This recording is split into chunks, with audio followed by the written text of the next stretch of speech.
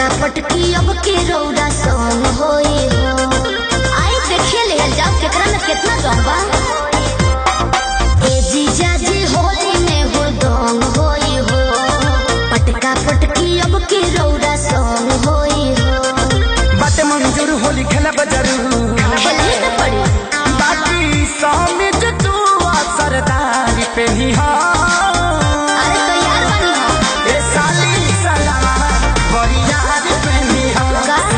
उधर चाहेला चटकार पे ही हा। ए साली सलाम बड़ी याद पे ही हा। बड़ी याद पे ही हा। ए साली बड़ी याद पे ही हा।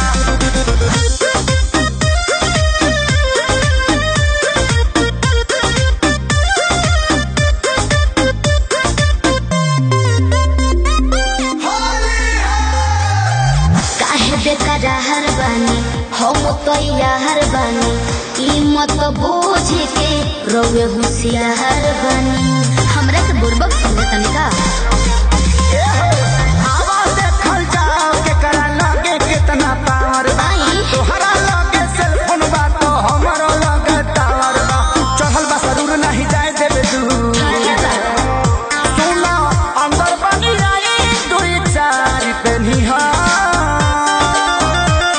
ए साली सलावा बड़ी याद पे निहा। अच्छा। चाहे हरियर पियर लाल चटकार पे निहा। ए साली सलावा बड़ी याद पे निहा।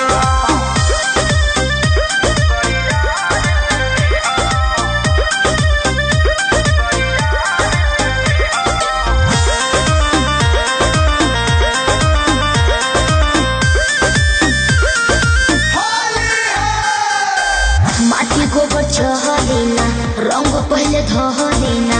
अंड बंड काम न होई वादा पहले कहलेना।